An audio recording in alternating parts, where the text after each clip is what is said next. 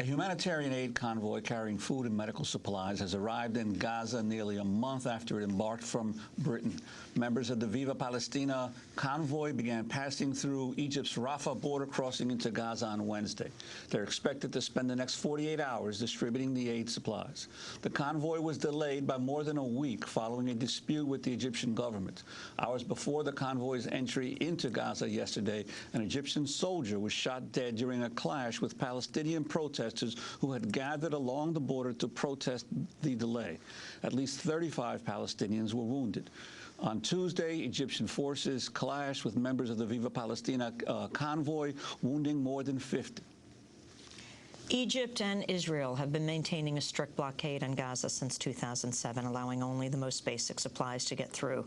Viva Palestina's arrival in Gaza comes a year after the 3-week Israeli assault that killed over 1,300 Palestinians. British parliamentarian George Galloway led the Viva Palestina convoy. He joins us on the phone right now from Gaza. Welcome to Democracy Now!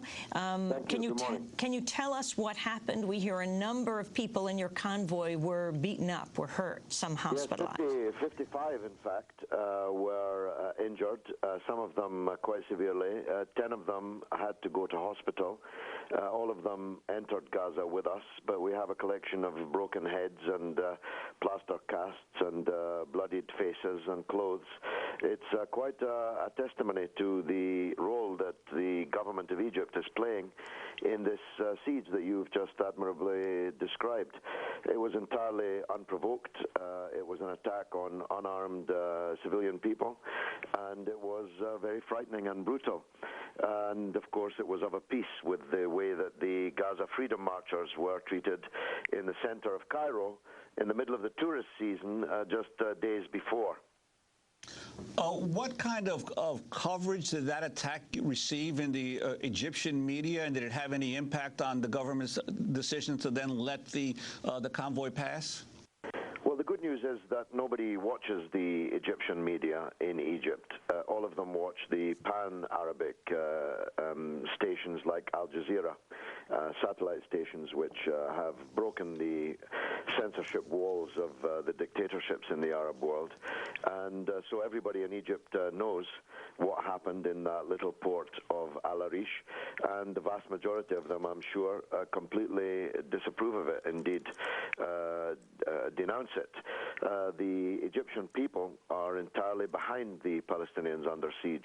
Unfortunately, they are ill-served by a government that is playing a quite despicable role, actually. Just a few yards from where I am now, the Egyptians are building what we call the Wall of Shame, which is being done in conjunction with the United States military to try and choke off the tunnels, which are the only other means of bringing life into Gaza, in which sheep and chickens and petrol and gas and the other means of staying alive, other than medicine. Because if I may correct something you did say in the introduction, you said we were bringing food and medicine, but we were only bringing medicine because food is actually not allowed to come through the Rafah gate from Egypt into Gaza. Food must pass through the Israeli lines, because, of course, they say they are concerned about the safety of the food. They don't want to cause any food poisoning in Gaza, you understand. Can you describe the condition of Gaza? It's been a year since the Israeli assault. You were there last year also trying to bring in aid. It's desperate. If I give you a tiny example, only to give you an example, I'm here in quite a nice hotel, except there is no food in the hotel.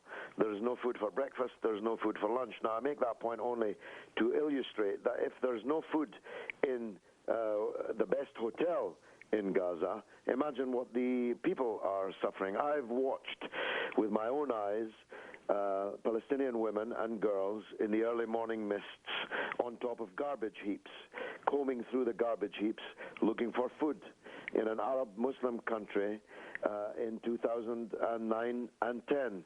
It's an absolutely scandalous situation, and they may remember why and how it came about. It's been imposed by men. It's not a natural disaster. It's been imposed by men to punish the people of Palestine for voting for a party in a free election that the big powers, including yours and mine, and Israel, don't like. Now, I myself would not have voted for them. I'm not a Hamas supporter. But the only people entitled to choose the leadership of the Palestinians are the Palestinians themselves. Have you been meeting as a British member of Parliament?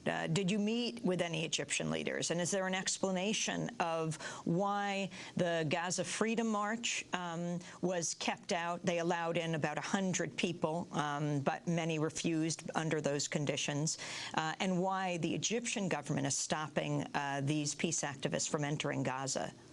Well, I'm glad to say that at every stage we insisted on all of our convoy entering Gaza, and we refused to leave Al-Arish without our prisoners, 6 people who were being held prisoner by the Egyptian government's forces.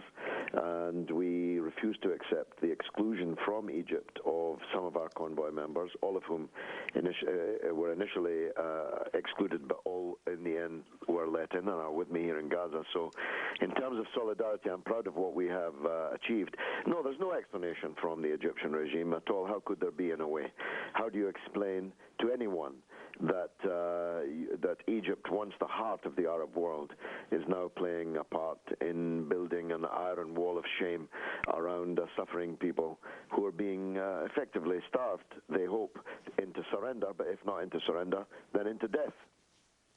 And George Galloway, your sense of how the Palestinian leadership is regarding the policies of the United States. Now we're a year into the Obama administration.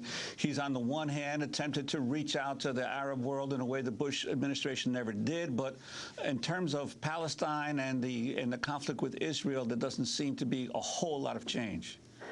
Well, I must tell you, Juan, as someone who myself, on my radio shows and TV shows and so on, campaigned for the election of Barack Obama, tried very hard to persuade people on the left that they were making a kind of utopian mistake in not supporting Obama. There's a tremendous, bitter disappointment here in Palestine, and indeed wider than that, at the role that President Obama is currently playing, or rather not playing. His speech in Cairo was a wonderful piece of work. It was mesmerizing. It transfixed the Arab public opinion that finally, after the Bush years, we had some hope. But in practice, his policy, and one assumes Hillary Clinton is carrying out his policy, is exactly the same as the policy of the Bushites towards the people here. And there's bitter, bitter disappointment about that. George Galloway, we want to thank you very much for being with us. A British MP leading the Viva Palestina aid convoy. Their whole convoy did get into Gaza through Egypt, though through a great deal of conflict with a number of the delegation beaten up.